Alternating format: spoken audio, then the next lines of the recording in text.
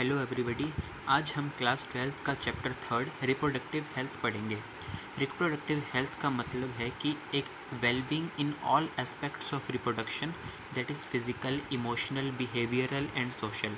मतलब आप अगर फिज़िकली फ़िट हैं, सोशली बिहेवियरली सेटिस्फाइड हैं, तो आप रिप्रोडक्टिव हेल्थी पर्सन की कैटेगरी में आते हैं। तो उसके बाद हम पढ़ेंगे कि इंडिया है जो उन कंट्रीज़ की कैटेगरी में आता है जिन्होंने टोटल रिप्रोडक्टिव हेल्थ को गोल माना है और उसे अटेन करने के लिए कुछ एक्शन प्लान्स लिए गए हैं। सबसे पहले 1951 में इंडियन गवर्नमेंट ने फैमिली प्लानिंग प्रोग्राम को चलाया और RCH नाम के एक और प्रोग्राम को चलाया जिसका मतलब है कि reproductive and child health care, जिसमें चाइल्ड की हेल्थ और वुमेन की हेल्थ पर मेनली फोकस किया गया। अब कुछ फैक्ट्स हैं कि 2001 में जो सेंसस हुआ था उसमें इंडिया की पॉपुलेशन थी 1 बिलियन, मतलब 100 करोड़, और 2011 के सेंसस में लगभग 120 करोड़ पॉपुलेशन थी। और 1947 जो पहले था तो 350 मिलियन, जो बहुत ही कम थी पॉपुलेशन। उसके बाद अकॉर्डिंग टू NCERT एक टेस्ट बताया गया है एमनियो। अब हम जानेंगे कि एमनियोसेंटेसिस है क्या। इसमें जो प्रेग्नेंट मदर होती है उसके एमनियोटिक फ्लूइड, उनकी बॉडी से एमनियोटिक फ्लूइड को निकाला जाता है और उसके अंदर जो वो फ्लूइड है उसके अंदर फीटस, जो अंदर जो बेबी पल रहा है, उसके कुछ सेल्स होते हैं। तो उससे डिटेक्शन के लिए हम यूज़ करते हैं कि अगर हमने सेक्स डिटर्मिनेशन करना है या कोई जेनेटिक डिसऑर्डर को पता करना है तो उसे यूज़ करते हैं। लेकिन पहले तो ये इंडिया में लीगल था, अब इसे इलीगल कर दिया है क्योंकि कुछ लोग इसे सेक्स डिटर्मिनेशन के लिए यूज़ कर रहे हैं, जिसकी वजह से फीमेल फीटिसाइड, यानी जो पेट में अगर कोई गर्ल पल रही है तो उसे पेट में ही मार रहे हैं। तो ये बहुत गलत बात है, तो इसलिए इंडिया में इसे बैन कर दिया गया है। और एमनियोसेंटेसिस को कब किया जाता है? 14 to 16th week of pregnancy, means शुरुआत के 3-4 महीने में। उसके बाद गवर्नमेंट के इनिशिएटिव्स कुछ लिए गए हैं कि पॉपुलेशन जो एक्सप्लोजन है, एकदम से पॉपुलेशन बढ़ रही है, उसे कैसे कम करना है। सबसे पहले जो जैसे कि स्लोगन्स को फोकस किया गया, बताया गया अनएजुकेटेड पीपल को कि स्लोगन्स क्या होते हैं। स्लोगन्स में हम दो हमारे दो नाम का बताया गया स्लोगन। उसके बाद फूड रिलेटिव इंसेंटिव्स, मतलब अगर जिनके घर में पॉपुलेशन बच्चे 2 या 2 से कम है तो उन्हें कुछ इंसेंटिव्स एज ए गिफ्ट दिए गए, कुछ पैसे दिए गए ताकि लोग मोटिवेट हों। उसके बाद मैरिज की एज वो कम कर दी गई, लड़कों के लिए 21 और लड़कियों के लिए 18 कर दी गई। और न्यूज़पेपर के थ्रू, टीवी के थ्रू, रेडियो के थ्रू अवेयरनेस की, हार्मफुल इफ़ेक्ट्स बताए उसमें पॉपुलेशन एक्सप्लोजन के। उसके बाद कॉन्ट्रासेप्टिव डिवाइसेस।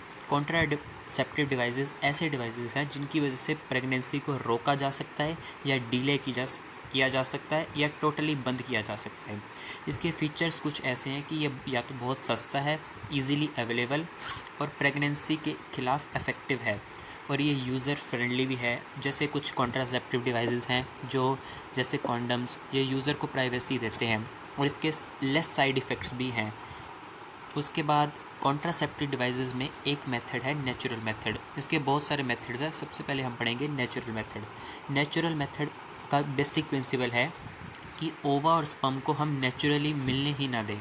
इसके साइड इफ़ेक्ट हैं ज़ीरो साइड इफ़ेक्ट, क्योंकि हम इसे नेचुरल कर रहे हैं। इसके ट्रेडिशनल मेथड हो सकता है, जैसे इसकी एग्जांपल है कोइटस इंटरप्टस और पीरियोडिक एब्स्टिनेंस, जिसे हम बाद में समझेंगे। लेकिन इसकी सबसे बड़ी दिक्कत ये है कि इसका जो सक्सेस रेट है वो बहुत ही कम है। उसके बाद नेचुरल मेथड्स के बाद हम पढ़ेंगे सेफ पीरियड, या इसे हम पीरियोडिक एब्स्टिनेंस भी कहते हैं, या रिदमिक मेथड। आप नाम से ही समझ सकते हैं कि पीरियोडिक मतलब कुछ समय के बाद, और रिदमिक का मतलब भी यही है। उसके बाद chances of fertilisation are very high during fertile period 10th to 17th day. ये इसलिए हाई है क्योंकि जो मेंस्ट्रुअल साइकिल में ओव्यूलेशन होती है वो लगभग 14th डे पर होती है, और इस दिन जो ज़्यादातर हार्मोन्स होते हैं वो सर्ज पर होते हैं, मतलब उनकी पीक होती है उस वक्त।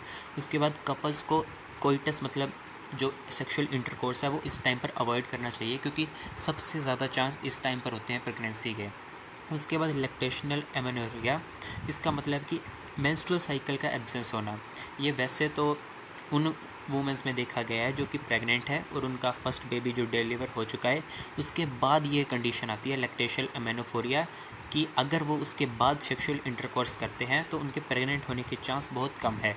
इस मेथड की वजह से प्रोलैक्टिन की मात्रा बढ़ जाती है और गोनेडोट्रोफिन जो इनकी सिक्रेशंस है इनकी ये कम हो जाते हैं, और ये लगभग 6 मंथ तक वैलिड होता है प्रेगनेंसी के।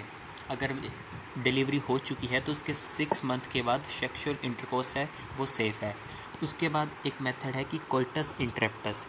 ये थोड़ा बहुत ही कह सकते हैं कि रिस्की मेथड है, क्योंकि इसके चांसेस फेल होने के बहुत ज़्यादा हैं। इसका मेन मोटिव है कि आपने पेनिस को विड्रॉ उस टाइम पर करना है जब मेल की इजैकुलेशन होने वाली है, फीमेल की वेजाइना या जेनिटल ट्रैक्ट में से आपने पेनिस को निकालना है। अगर बाई चांस इंसेमिनेशन हो जाती है तो फिर प्रेगनेंसी के चांस बढ़ जाते हैं। उसके बाद आते हैं बैरियर मेथड्स। बैरियर मेथड्स आप जानते हैं, जैसे कॉन्डम हो गया और भी बहुत सारी डिवाइसेस हैं। और जो निरोध है मेल कॉन्डम के लिए वो पॉपुलर ब्रांड है। इसमें इसका कहने का मतलब है कि ओवा और स्पर्म को फिज़िकली हमने मीट नहीं करने देना है, मिलने नहीं देना है। उसके बाद इसकी बहुत सारी टाइप्स हैं जो आप देख सकते हैं कि कौन organ condoms, female condoms, bolts, caps, diagram. ये अभी आपके लिए इम्पोर्टेंट नहीं है। तो उसके बाद जैसे कि मैंने आपको पहले बताया कि मेल कॉन्डम्स निरोध।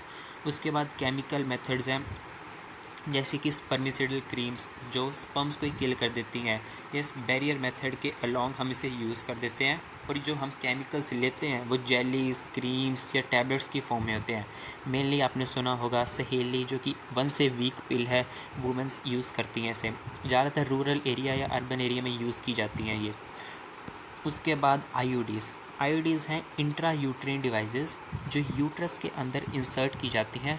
और इसका मेन बात यह है कि आप इसे खुद मतलब ये प्राइवेसी नहीं देता यूज़र को। इसे आप या तो स्पेशलाइज्ड डॉक्टर के पास या नर्स के पास ही जा सकते हैं।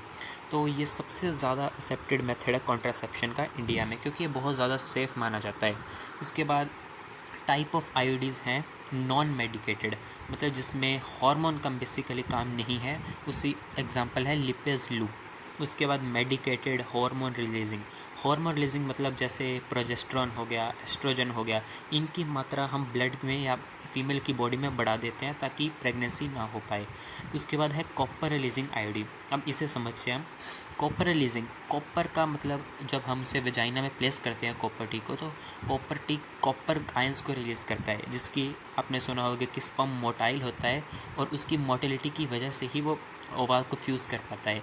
लेकिन अगर हम शुरुआत में ही कॉपर आयंस की वजह से स्पर्म की मोटिलिटी ख़त्म कर दे तो स्पर्म तो कभी पहुंच ही नहीं पाएंगे, तो इसकी वजह से प्रेगनेंसी नहीं हो पाएगी। उसके बाद हम पढ़ेंगे नॉन मेडिकेटेड मतलब इसमें हार्मोन्स का यूज़ नहीं है। जो आपको यहाँ दिया गया है ये बेसिकली आपके लिए इम्पॉर्टेंट नहीं है, लेकिन आप इसे समझ सकते हैं।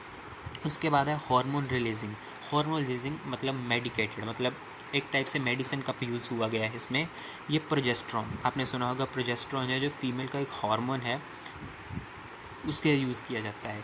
These IUDs releases progesterone and ovulation, मतलब इसमें ओव्यूलेशन नहीं हो पाती है और ये इम्प्लांटेशन भी नहीं हो पाता है। अब हम जानेंगे इम्प्लांटेशन होता क्या है।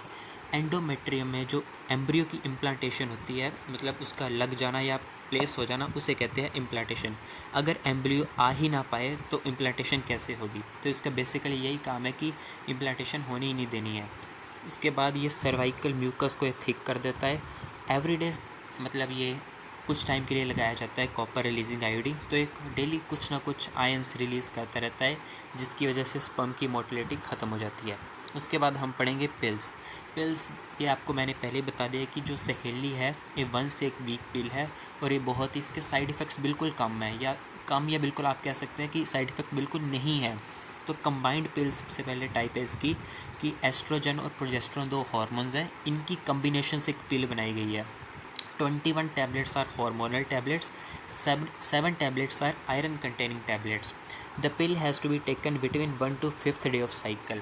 साइकिल के आपने 1st to 5th डे में लेनी है, या इसका एक और ऑप्शन है कि आफ्टर सेक्सुअल इंटरकोर्स 72 आवर्स के अंदर अंदर आपने पिल्स को कंज्यूम करना है, नहीं तो प्रेगनेंसी के चांस बढ़ जाएंगे। आपने इसको रेगुलरली नहीं लेना है, क्योंकि हार्मोनल इम्बैलेंस एक नाम कंडीशन आती है जो आपकी बॉडी के अंदर हो सकती है, और अगर ऐसा होगा तो इसके साइड इफ़ेक्ट्स बहुत ज़्यादा हैं। और आपको पहले ही बता दिया गया है कि सहेली है जो सेंट्रल ड्रग रिसर्च इंस्टीट्यूट जो कि लखनऊ में है, उन्होंने बनाई है और ये इंडियन है। नॉन स्टेरॉयडल मतलब इसमें हार्मोन का यूज़ नहीं किया गया है। और शुरुआत के 3 महीने में से हफ्ते में 2 बार लेनी है और इसे बाद में 1 हफ्ते में 1 बार। इसके साइड इफ़ेक्ट बिल्कुल ना के बराबर हैं। उसके बाद इम्प्लांट्स आपको बता दिया गया है। एमरजेंसी पिल्स ये अभी आपके लिए ज़रूरी नहीं है। और सबसे इम्पॉर्टेंट है स्टेरलाइजेशन।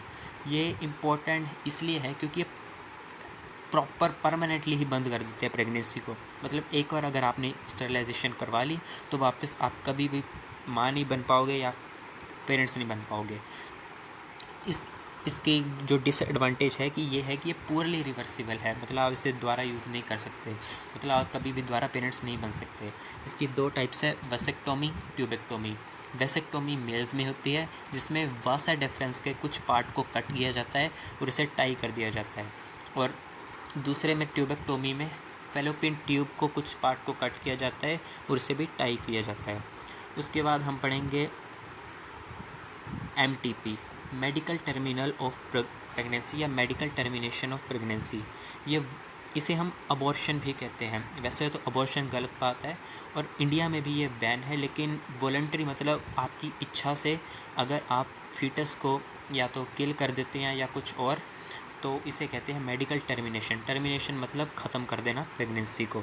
और ऐसे 45 to 50 मिलियन केसेस हर साल होते हैं इंडिया में। सो आज के लिए हम इतना ही पढ़ेंगे। ये फर्स्ट पार्ट था और नेक्स्ट पार्ट के लिए तैयार रहिएगा। Thank you.